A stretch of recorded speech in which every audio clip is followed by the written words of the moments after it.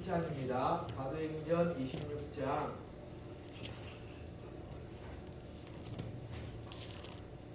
사도행전 26장.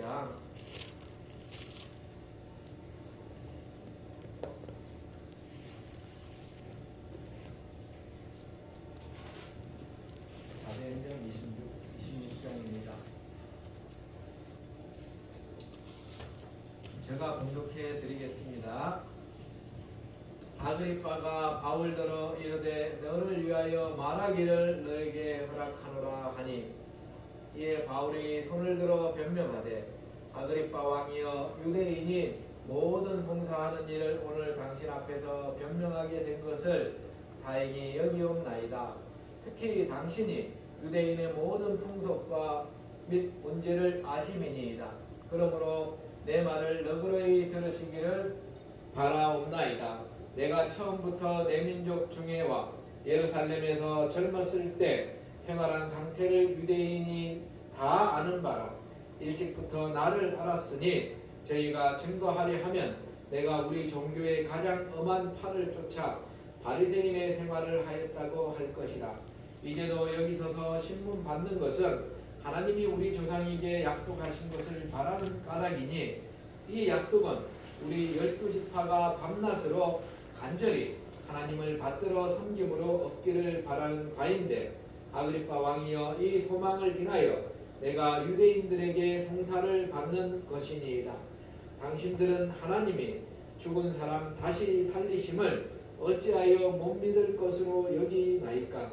나도 나사렛 예수의 이름을 대적하여 범사를 행하여야 될 줄 스스로 생각하고 예루살렘에서 이런 일을 행하여 대제사장들에게 권세를 얻어가지고 많은 성도를 옥에 가두며 또 죽일 때에 내가 가편 투표를 하였고, 또 모든 회당에서 여러 번 형벌하여 강제로 모독하는 말을 하게 하고, 저희를 대하여 심히 격분하여 외국 성까지도 가서 핍박하였고, 이 일로 대제사장의 권세와 위임을 받고 다메섹으로 간나이다. 왕이여, 때가 정오나되어 길에서 보니 하늘로서 해보다 더 밝은 빛이 나와 내 동행들을 둘러 비추는지라. 우리가 다 땅에 엎드러 짐에 내가 소리를 들으니 히브리 방언로 이르되, 사울아 사울아, 너가 어찌하여 나를 핍박하느냐? 가시체를 뒷발질하기가 너에게 고생이니라. 내가 대답하되 주여 니시니이까? 주께서 가라사대 나는 너가 핍박하는 예수라. 일어나 내 발로 서라. 내가 너에게 나타난 것은 곧 너가 나를 본 일과 장차 내가 너에게 나타날 일에 너로 사왕과 증인을 삼으려 함이니, 이스라엘과 이방인들에게서 내가 너를 구원하여 저희에게 보내어 그 눈을 뜨게 하여 어둠에서 빛으로 사단의 권세에서 하나님께로 돌아가게 하고, 죄사함과 나를 믿어 거룩하게 된 무리 가운데서 기업을 얻게 하리라 하더이다. 아그리빠 왕이여, 그러므로 하늘에서 보이신 것을 내가 거스르지 아니하고 먼저 다메섹에서와 또 예루살렘에 있는 사람과 유대 온 땅과 이방인에게까지 회개하고 하나님께로 돌아가서 회개에 합당한 일을 행하라 선전하므로, 유대인들이 성전에서 나를 잡아 죽이고자 하였으나 하나님의 도우심을 받아 내가 오늘까지 서서 높고 낮은 사람 앞에서 증거하는 것은 선지자들과 모세가 반드시 되리라고 말한 것밖에 없으니, 곧 그리스도가 고난을 받으실 것과 죽은 자 가운데서 먼저 다시 살아나서 이스라엘과 이방인들에게 빛을 선전하리라 하시리라 함이니이다 하니라. 아멘. 아멘.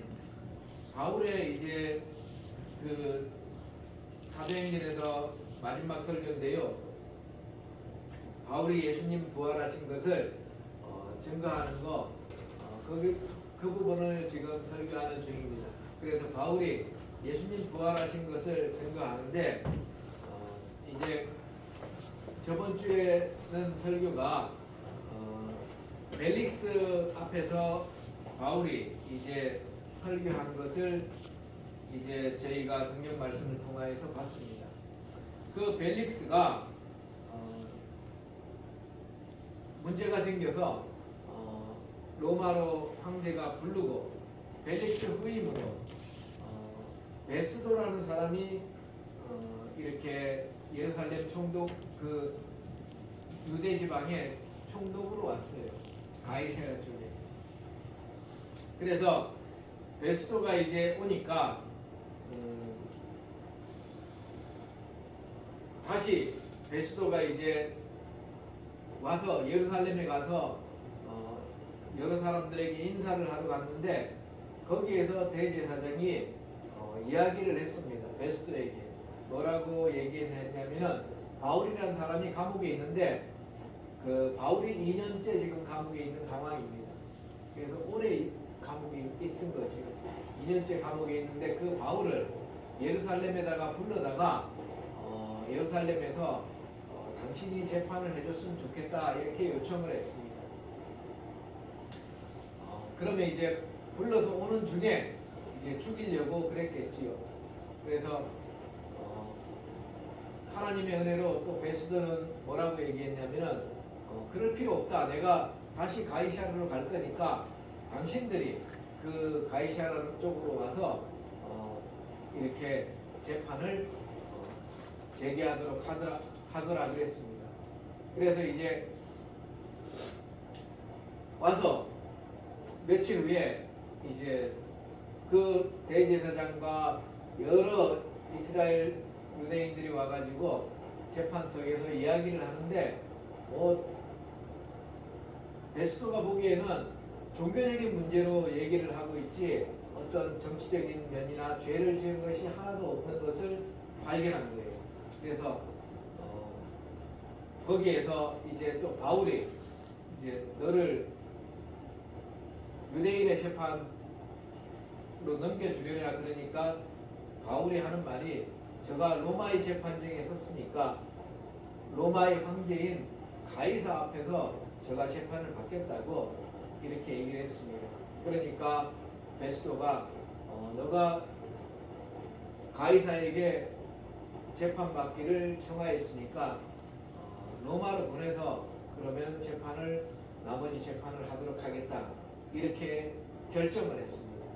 그 다음에 이제 있는데 딱히 바울이 어떤 큰 죄목을 쓸 게 없는 거예요. 근데 마침 그 지역에 있는 아그리빠라는 왕이 왔습니다.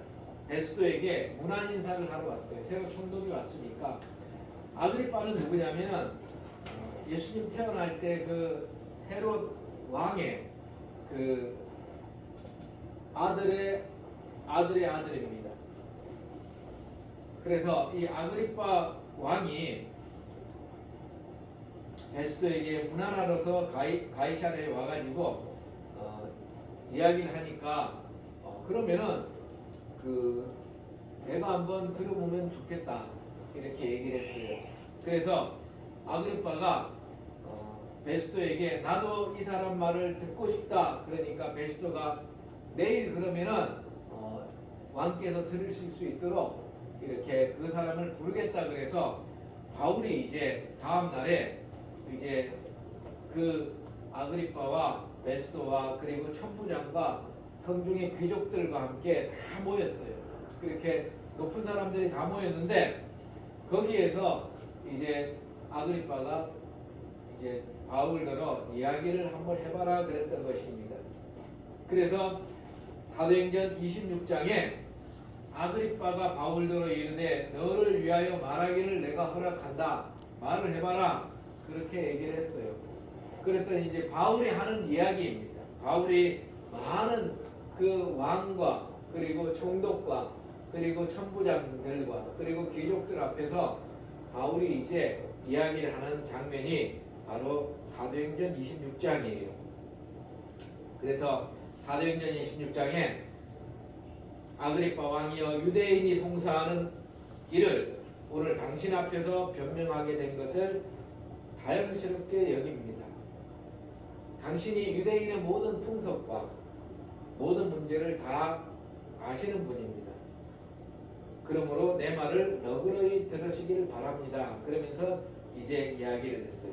그래서 바울은 이제 자기가 예루살렘에서 젊었을 때에 바리새인으로 살았던 것도 이야기를 하고, 그 다음에 여기에 서서 신문 받는 것은 하나님이 우리 조상들에게 약속하신 것을, 부활의 소망을 바라기 때문에 제가 여기에 서서 지금 재판을 받고 있습니다. 바울은 확고한 이런 신념을 가지고 있었기 때문에, 믿음을 가지고 있었기 때문에 그것을 이야기를 하는 것입니다.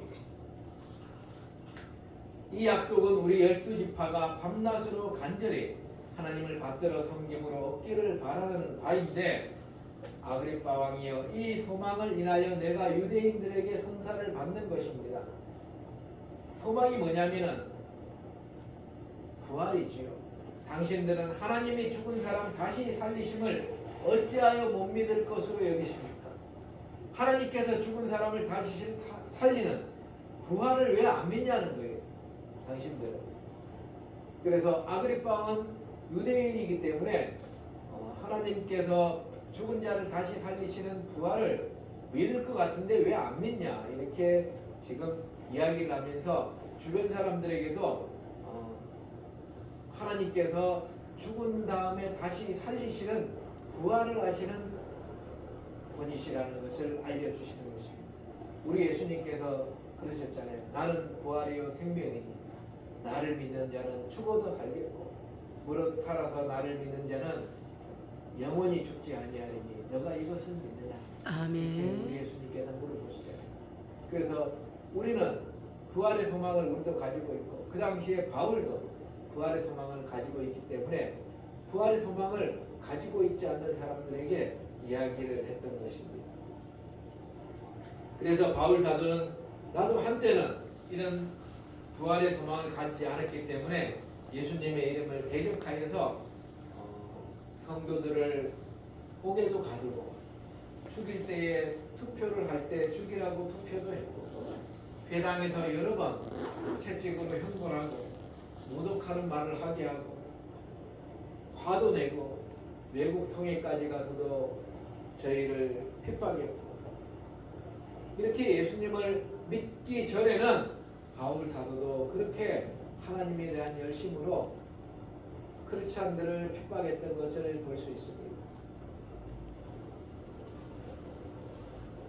그리고 바울 사도는 이 일로 대제사장들의 권세와 위임을 받고 다메섹으로 가다가 낮 12시쯤 됐는데 하늘로서 햇빛보다 더 밝은 빛이 쫙 바울 사도를 둘러서 비추었어요. 다 땅에 엎드러져 가지고 이게 웬일인고 그러면서 엎드러져서 소리를 들으니까 히브리 말로 사울아 사울아 너가 어찌하여 나를 핍박하느냐, 가시채를 뒷발질하기가 너에게 고생이니라. 우리 예수님은 참 언어를 잘 사용하시는 분이에요. 왜 나를 핍박하느냐 그러면서 가시채를 뒷발질한다는 게 무슨 말이냐면은, 소나 나귀가 이렇게 쟁기를 끌면서 갈 때에 뒤에 보면은 이렇게 그 나무로 된 게 있는데 거기 뒤쪽에 뾰족한 게 있어요. 그래서 뒷발질을 하면은 그 가시 같은데 탁 찔립니다. 그래가지고 엄청 아파요. 그래서 뒷발질을 안 하고 그냥 앞으로 쭉 가는 그런 이제 도구가 있습니다.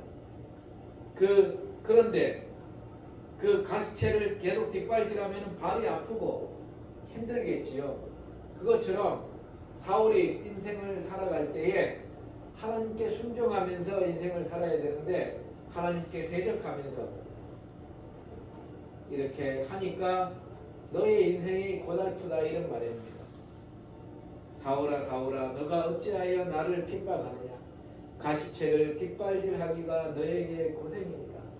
하나님을 대적하는 사람들은 인생이 고생입니다. 고통스러운 인생을 사는 거지요. 그 자체가 고생이에요. 하나님을 대적하면은 하나님께서 아픔을 더 주십니다. 그래서 고생이 많습니다. 그래서 사울이 고생 중에 이렇게 얘기하는 거죠. 자기 나름대로 열심히 한다 그러지만 예수님 보시기에는 그게 헛된 고생이고 나쁜 일이라는 것입니다. 내가 대답하되 주여 누시니까 주께서 가라사대 나는 너가 핍박하는 예수라. 일어나 너 발로 서라.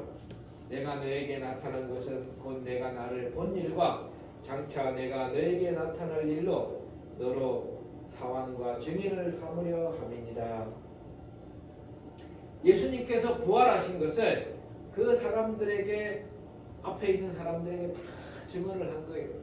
내가 이렇게 살아서 활동하고 있는 에너지의 근원이 뭐냐면은 예수님이시다라는 것입니다. 예수님께서 살아계셔서 역사하신다는 것을 부활하신 것을 증거한 거예요.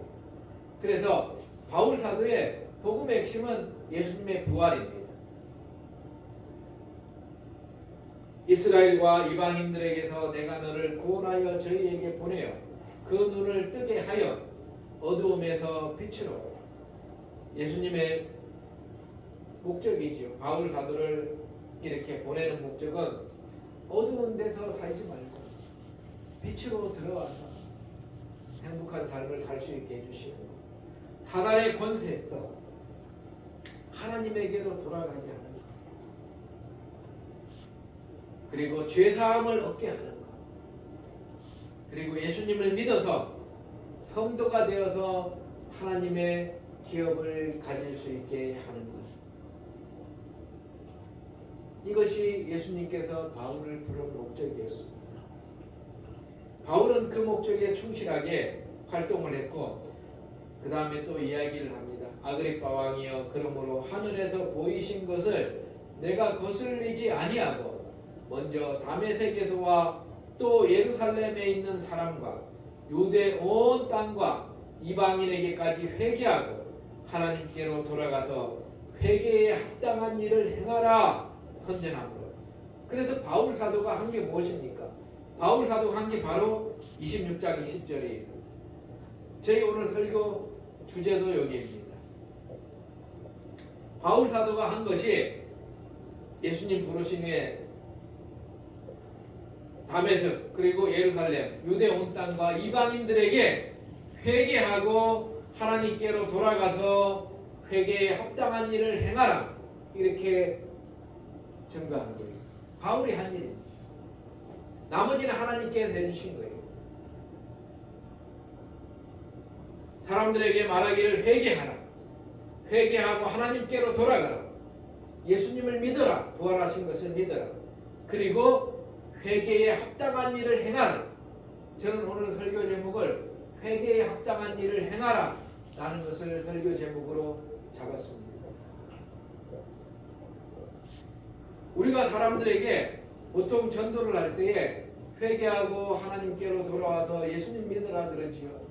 예수님 믿고 천국 가십시다 이렇게 얘기를 해요. 그 다음에 이제 바울 사도는 거기만 얘기한 게 아니에요. 그 다음 성도들에게 뭐라고 했습니까? 회개에 합당한 일을 행하라 라고 하나님 말씀을 가르친 거예요. 회개에 합당한 일을 행하라. 우리도 또한 회개에 합당한 일을 행해야 됩니다. 죄를 용서해 줬는데 그 죄를 용서받은 죄를 용서받았으면 그 죄를 또 안 지어야 되잖아요. 근데 죄를 반복적으로 지어가지고 와서 또 세례를 베풀어 달라고 했던 바리새인들과 사두개인들이 있었습니다. 그 사람들에게 세례 요한이 한 말입니다. 이 독사의 자식들아 회개에 합당한 열매를 맺고 속으로 아브라함이 우리 조상이라고 생각지 말라. 내가 너희에게 이르노니 하나님이 능히 이 돌들로도 아브라함의 자손이 되게 하시리라. 이미 도끼가 나무 뿌리에 놓였으니 좋은 열매 맺지 아니하는 나무마다 찍어 불에 던지우리라. 이렇게 세례 요한이 이야기를 했습니다. 회개에 합당한 열매를 맺으라는 것입니다.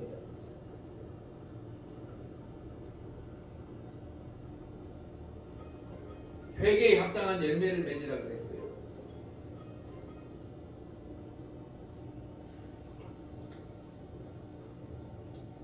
우리 예수님께서는 이 이 열매에 대해서 이야기를 하십니다. 열매와 그 다음에 회개에 합당한 일을 행하는 것에 대해서 예수님께서는 마태복음 7장에서 설명을 해주세요. 마태복음 7장을 한번 볼까요? 마태복음 7장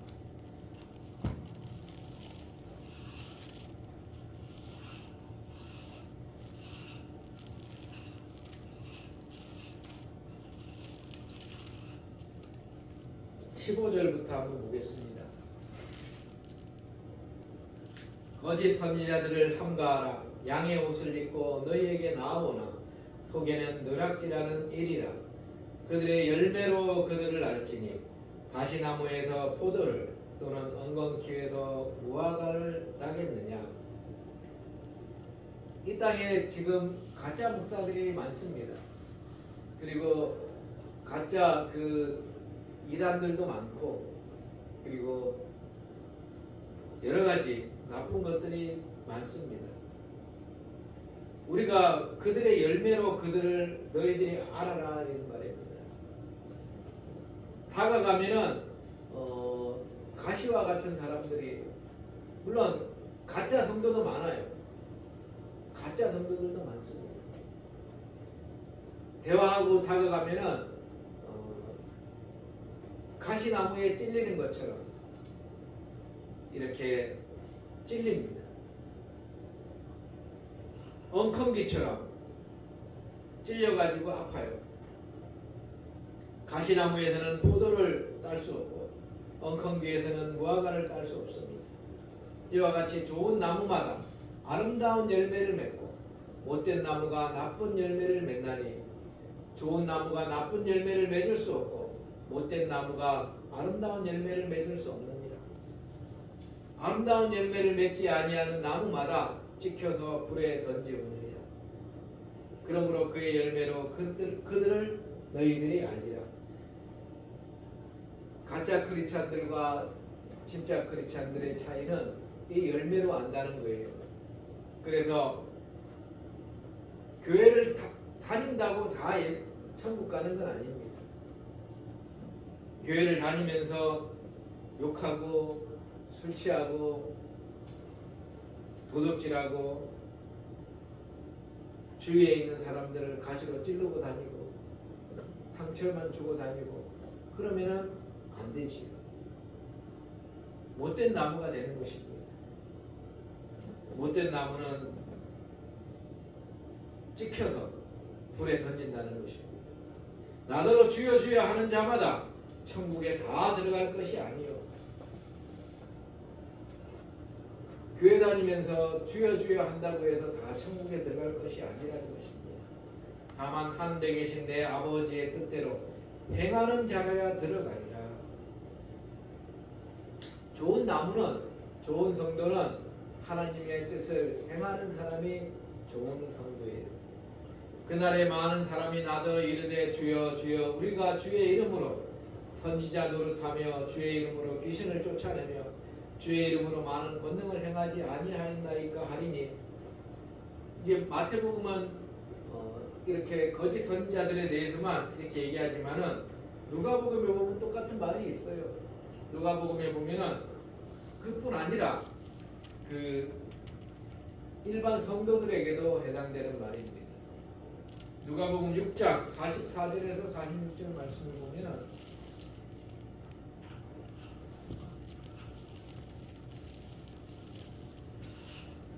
누가복음 6장 44절에서 46절 말씀을 보면은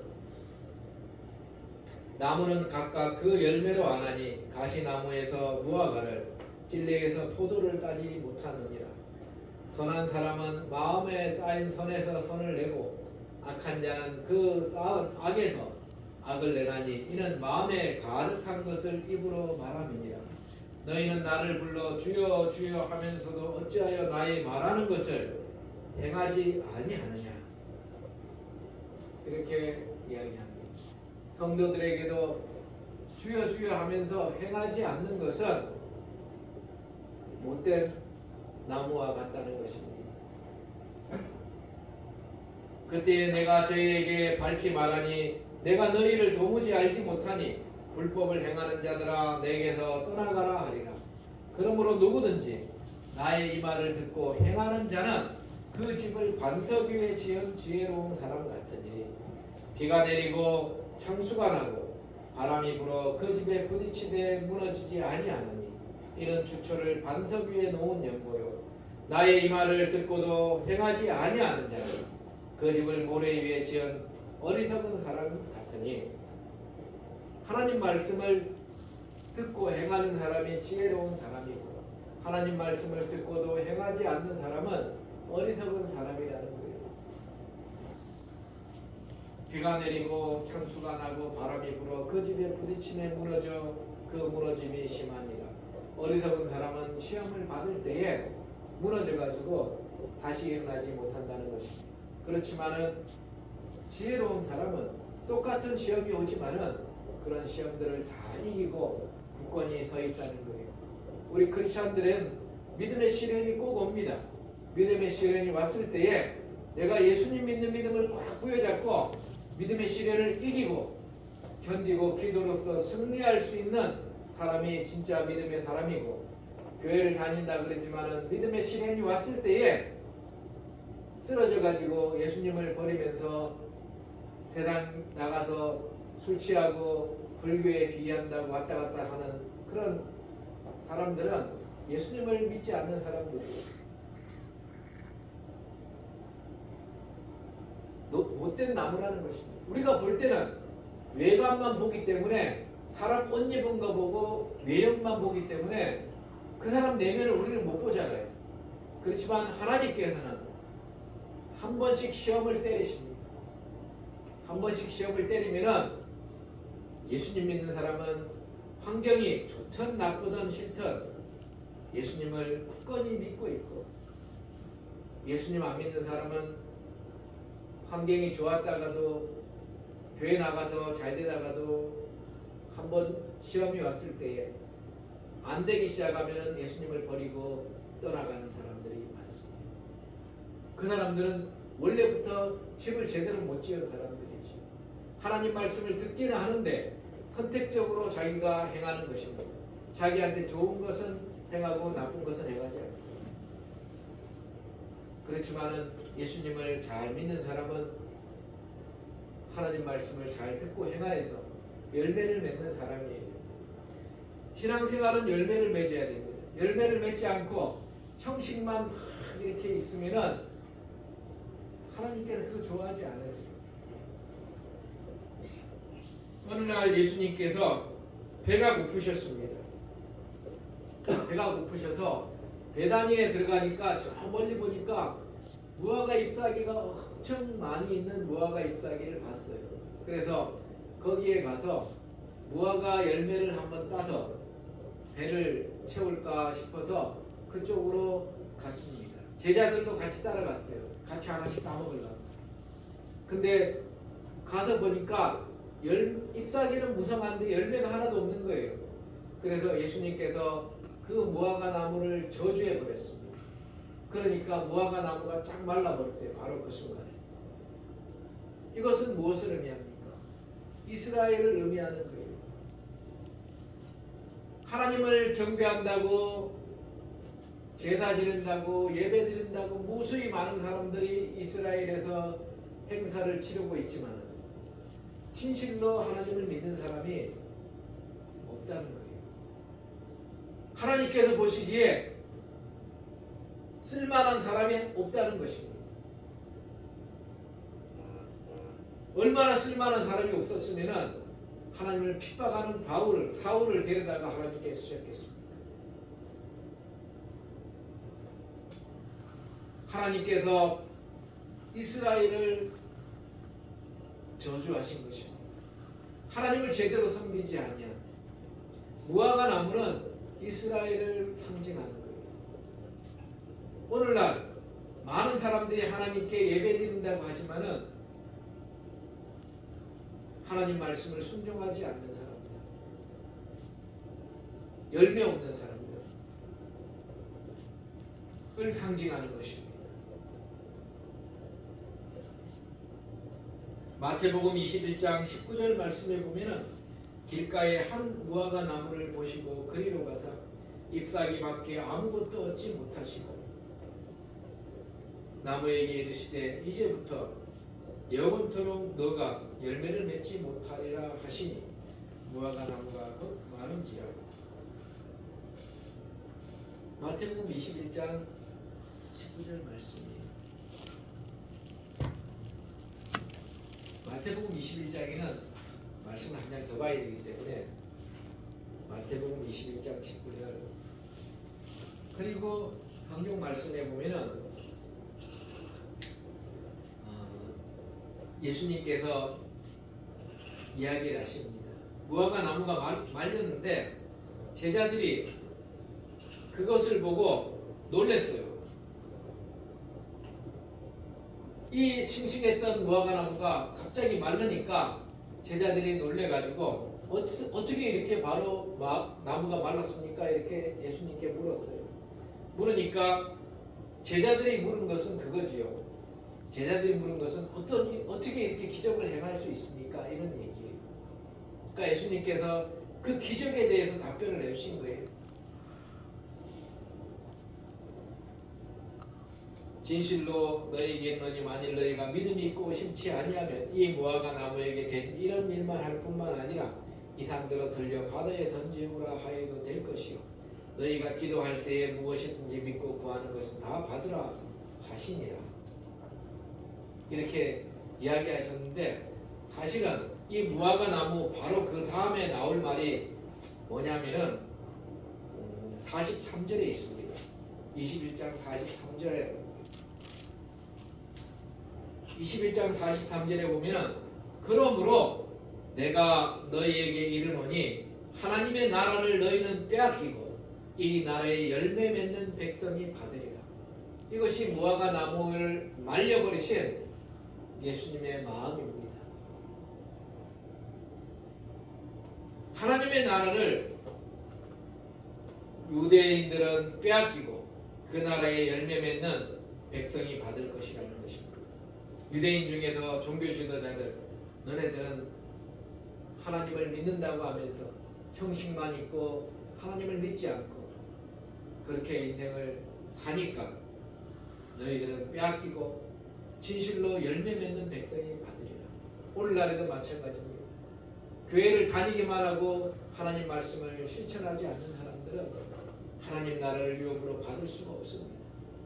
형식만 있고 잎사귀만 무성하고 큰 교회에 소속돼 가지고 예배만 왔다 갔다 자기가 마치 그 큰 교회를 세운 것처럼 요즘에 사람들이 작은 교회는 안 오더라고요. 큰 교회만 가가지고 나는 어디 교회 신자라고 그렇게 얘기하는 사람들이 꽤 있습니다.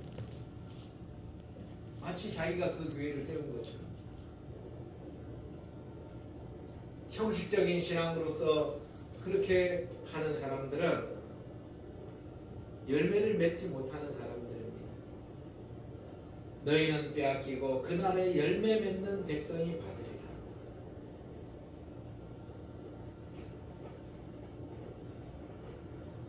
하나님의 나라는 예수님께서 마가복음 4장 26절에서 29절에 말씀하시기를 사람이 씨를 땅에 뿌림과 같으니 저가 밤낮 자고 깨고 하는 중에 씨가 나서 자라되 그 어떻게 된 것을 알지 못하니라. 땅이 스스로 열매를 맺되 처음에는 싹이요 다음에는 이삭이요 그 다음에는 이삭의 충실한 곡식이라. 열매가 익으면 곧 낫을 대나니 이는 추수 때가 이르렀음이니라. 라고 마가복음 4장 26절에서 29절에 하나님의 나라를 식물이 자라는 것에 비유를 했습니다. 하나님의 나라는 씨를 땅에 뿌리는 사람이 있지만은 자라게 하시는 분은 하나님께서 자라게 하십니다. 씨를 땅에 뿌리는 것은 사람들이 하나님의 말씀에 순종해서 뿌리는 것입니다. 그렇지만 자라는 것은 하나님께서 자라게 하시고 거두는 것도 하나님께서 거두게 하시는 거예요. 씨를 뿌리는 사람도 다르고 거두는 사람도 다른 것입니다.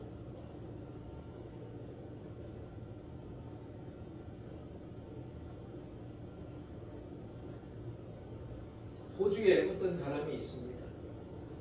제가 유튜브에서 봤는데 그 사람이 이렇게 사람들이 많이 다니는 그 사거리에서 전도지를 하나 가지고 그 복음을 전도를 했어요. 당신은 오늘 죽으면은 천국에 갈 수 있습니까? 그러면서 전도지를 한 장씩 줬어요. 많은 사람들이 전도지를 받아서 버리고 또 어떤 사람은 전도지를 가져가고 그렇게 했는데 그 사람이 전도해 가지고 교회에 와가지고 그 사람 다니는 교회에 와가지고 이렇게 예수님 믿겠다고 앉아서 같이 예배드리는 사람이 그 사람 죽을 때까지 없었어요. 그래서 그 사람이 생각을 했습니다. 아, 나는 전도를 많이 했지만은 헛되이 인생을 살았나 보다. 그러면서 자식들에게도 내가 크게 이렇게 이루어 놓은 게 없으니까 미안하다고 그러면서 이제 늙은 나이에 수명을 다해서 죽었습니다. 그 뒤에 어떤 목사님이 호주에 있는 어떤 목사님이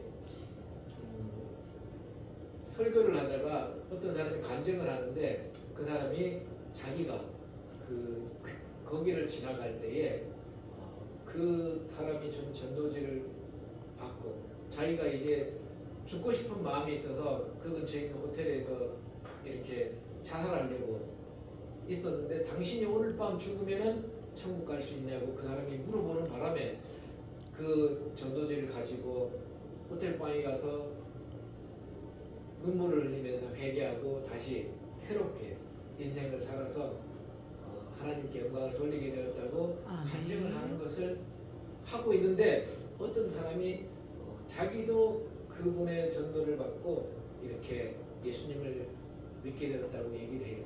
그래서 그 목사님이 호주 전역을 다니면서 부흥회를 하면서 얘기를 하는데 여기저기 그런 사람들이 많이 나오는 거예요. 그래서 책으로도 쓰고 전 세계적으로 조사해 보니까 그분이 전도해서 예수님 믿는 사람들이 14만 명이나 되었다는 거예요. 그래서 그분은 씨는 뿌렸지만 한 명도 거두지를 못했습니다. 그렇지만 하나님께서 믿게 해주시고 하나님께서 각 지역에서 거두게 해주신 것이죠. 아멘. 예수님께서 사마리아 지역에 전도를 하러 가셨습니다. 사마리아 지역에 여러분 잘 아는 요한복음 4장에 보면은 사마리아 지역에 전도를 하러 가셨어요. 우물물에 앉아서 여인에게 이제 이야기하는 그런 장면이 나오지요. 거기 보면 이런 말씀이 나옵니다. 제자들이 물었을 때에 요한복음 4장 36절 38절을 한번 볼까요? 요한복음 4장 36절에서 38절.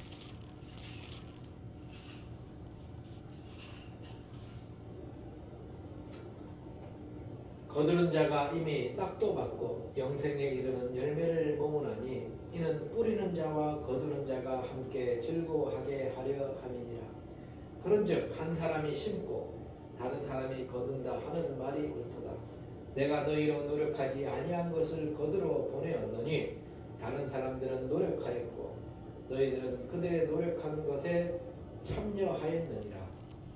아멘. 아멘. 우리는 씨를 뿌리는 사람이 될 수도 있고 또한 거두는 사람이 될 수도 있습니다. 우리가 씨를 뿌려서 거두는 사람도 될 수도 있지만은 뿌리는 사람 따로 있고 거두는 사람도 또한 따로 있다는 것입니다. 예수님과 함께 가셨던 예수님은 제자들과 함께 사마리아 지역에 가서 거두러 가신 거지요. 제자들에게도 그렇게 얘기하셨습니다. 너희는 노력하지 아니한 것을 내가 거두러 보내었다. 다른 사람들이 노력하였고 너희는 그들의 노력한 것에 참여해가지고 했다는 것입니다. 하나님의 나라는 하나님께서 잘하게 하셔야지 잘하는 것입니다. 하나님께서 믿음이 자라게 하시고 하나님께서 그 속에서 우리 속에서 예수님 믿은 우리 속에서 성령으로 역사해서 성령의 열매를 맺히게 해주시는 거예요. 그렇지만 우리도 회개에 합당한 일을 행하라라고 하나님의 가르침에 순종해야 된다는 것입니다. 회개에 합당한 일을 행해야 된다는 거예요. 마지막으로 성경 말씀 한 장만 보겠습니다. 로마서 7장 4절 말씀. 로마서 7장 4절에서 5절 말씀.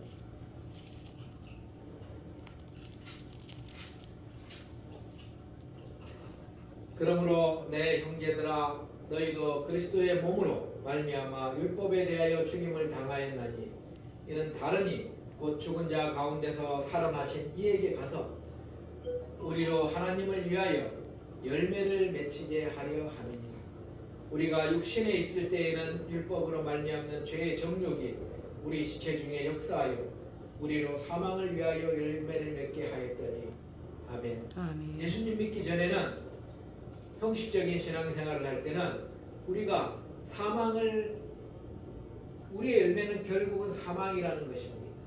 하지만 우리가 예수님을 믿고 예수님을 믿는 삶을 살면은 그리고 회개에 합당한 일을 행하면은 하나님을 위하여 열매를 맺게 된다는 거예요. 아멘. 여러분이 회개에 합당한 일을 행하면서 살면은 죄짓지 아니하고 다시 돌아가지 아니하고 회개에 합당한 일을 행하면서 살면은 하나님을 위하여 열매가 맺히게 되는데 그것은 하나님께서 맺히게 해주시는 것입니다. 그러니 우리가 알 것은 회개하고 하나님께로 돌아가서 회개에 합당한 일을 행하는 이 세 번째 회개에 합당한 일을 행하면서 인생을 살아가시는 저와 여러분들 다 되시기를 주 예수 그리스도 이름으로 축원드립니다. 아멘. 기도하시겠습니다. 사랑이 많으신 하나님 아버지 감사합니다. 오늘도 하나님의 귀한 말씀을 주셔서 참 감사합니다. 바울 사도가 예수님의 부활을 증언하면서 전 세계에 다니면서 회개하고 하나님께로 돌아오고 회개에 합당한 열매를 맺으라고 전파하고 다녔던 것을 볼 수 있습니다. 저희도 회개에 합당한 열매를 맺고 하나님께 영광 돌리는 우리들 다 되기를 원합니다. 주님께서 함께 항상 이끌어 주시고 인도하여 주시옵소서. 아멘. 감사드리며 영광 받으실 예수 그리스도 이름으로 기도드렸나이다. 아멘. 다 같이 일어나셔서 찬송가 405장